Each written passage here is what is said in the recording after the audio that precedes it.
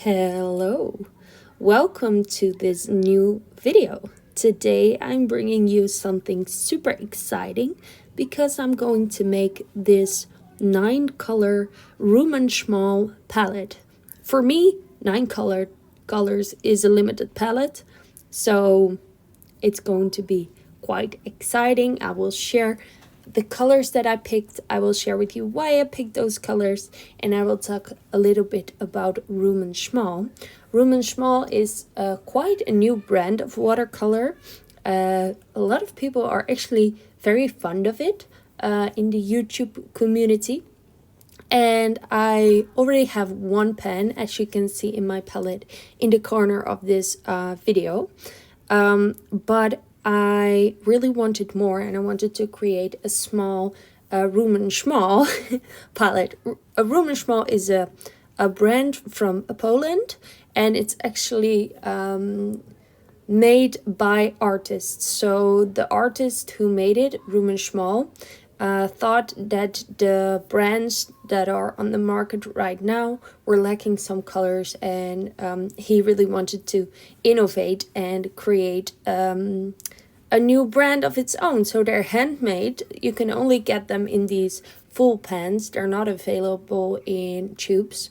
Maybe they will be in the future, but right now they're only in full pans. And I normally don't really use full pans. I go for half pans because then I can have more colors in my palette. As I said before, 9 palettes is a limited palette for me. But I really wanted to try them. There's one store here in the Netherlands, in Duisburg, where you can buy them, you can look at them, and it's like a rack full of candy. It looks so cute. Here I'm showing you my art philosophy palette. I don't like the art philosophy watercolors. I have the vintage pastel set, so I got rid of those. Well, I put them somewhere else. I didn't throw them away, of course. But the palette itself, like the metal tin, is really nice. So I thought the best place to store my Schmals was in this art philosophy palette. So yeah, get yourself a cup of tea or coffee or something else that you enjoy, and let's start opening these little candies. So here we have the first color, and I wanted one yellow for this palette to have mixing possibilities, and I chose Hanze Yellow Deep because I really like Hanze Yellow on its own, and I didn't own a Hanze Yellow Deep yet. So this is a great color for mixing, but also a color that I like to use on its own. And then here we have the one red color that I picked for this palette, also for mixing possibilities. And it's called Cherry Quinacridone Red. And I think this is the favorite red color that I own. Not necessarily because of its mixing possibilities, but because it's so beautiful on its own. It's super bright and fun, and the name is a great match with what it is. Actually, it's like a very fun cherry bright red, and at the end of the video there will be swatches so you can see it on the paper. Then I picked this color, Aquarius Grey, and I was looking for a warm gray color, and this is like a beautiful warm gray color, and also great for mixings. To make colors more moody, which I like, but also great to use on its own for animals or landscapes, whatever you like. So I really enjoy using this color, and it's a beautiful warm gray. Look how cute. And then later in this video I will switch these colors in my palette, but here we have Viridian, and normally I'm not much of a fan of Viridian, but I heard that this one was a way more muted kind of color, so it's more comparable to green earth, like how not bright it is, like muted green. And for me, Viridians are sometimes a little bit too bright, so that's why I picked that one.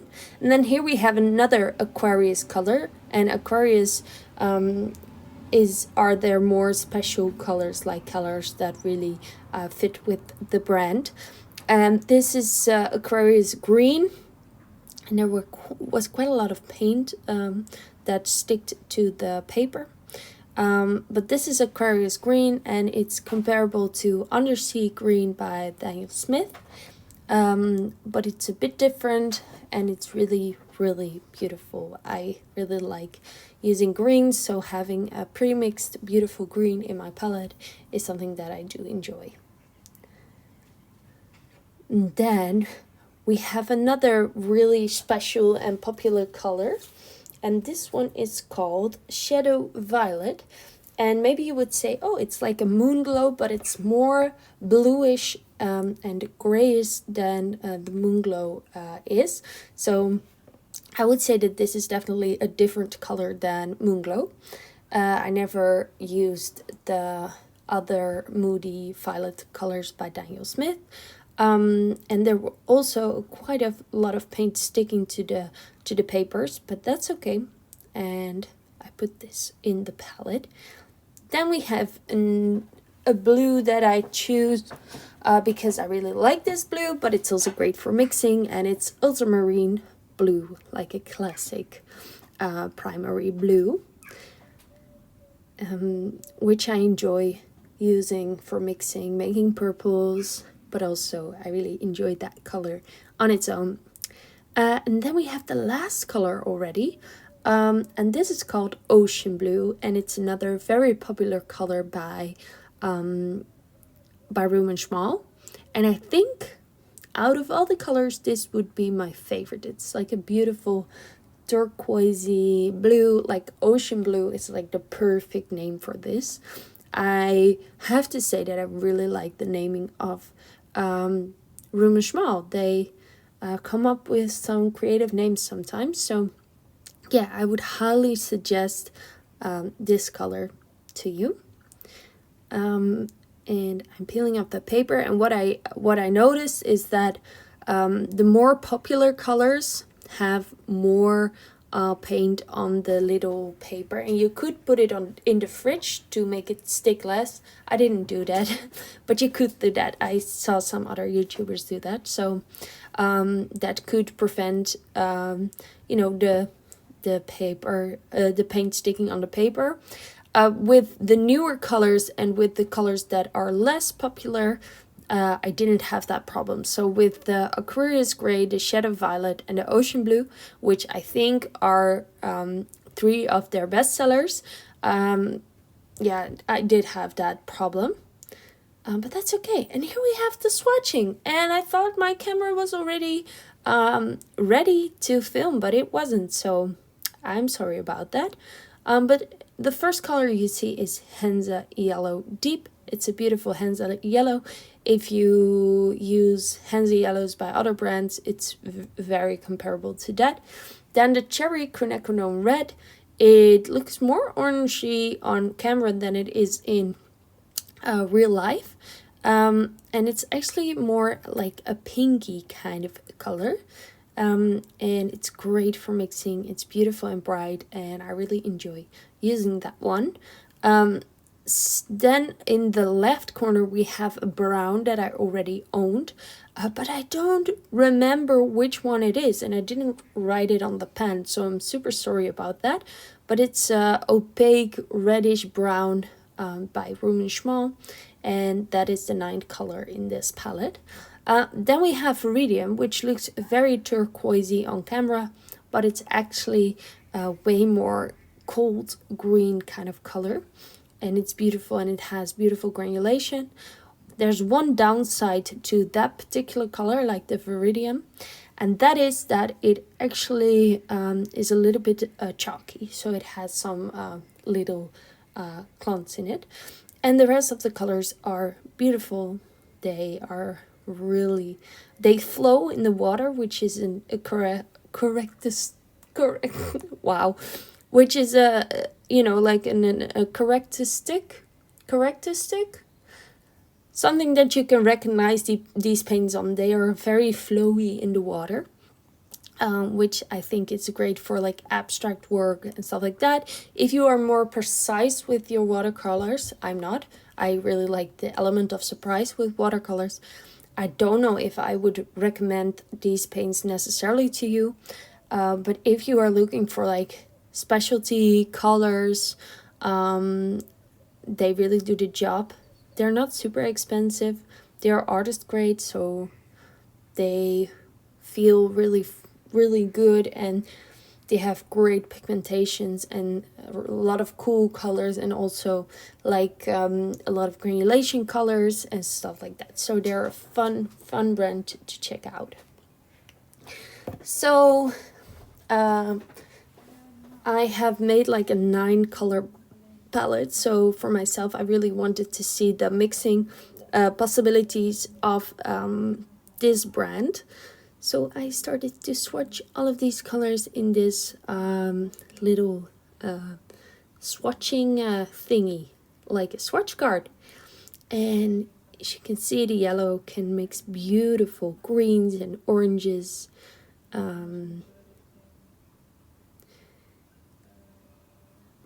So yeah, that's so fun to look at now. I would, if you're a beginner watercolorist, and you're still getting used to like color theory and how to mix your colors and how to create certain colors, this is actually a great exercise for you to know all of the possibilities of a limited palette. I don't really tend to use limited palettes like 9 colors. I normally go for like 30 plus colors, like in half bands, because I just also like to use colors pre-mixed, like the Shadow Violet and Aquarius Green. I also use them for mixing, of course. But yeah, this is something that I really enjoy. So for me, mixing my own colors, I know how to mix colors. I know what to do when I want to have a certain color, like for instance harder colors like a skin color or something like that. I know how to mix those, but I don't really enjoy it as much as using colors that inspire me from the pen. I think in the future I will expand my Room and Schmal collection. I really had quite a hard time picking only 8 new colors to complete my 9 color palette in the store, because they have so many cool colors that I want to explore. But it's something to start off with, and after this I will probably collect more and more, and then I will have like a special Room and Schmal palette, because I do really enjoy using them because of the colors that they have, the feel. They flow really beautiful in water. Here you can see my little swatching card. If you would have had like a cool yellow and a warm yellow, a cool red and a warm red, a cool blue and a warm blue, then you would have even more possibilities. But I decided to just pick the yellow that I like the most, the red that I like the most, and I picked 2 blues because I really enjoy blues. And I also have like a brown and some colors to neutralize my colors, so to mute them down, like the Aquarius Grey. But mostly what I did was just pick colors that spoke to me, but I did think a little bit about the mixing possibilities.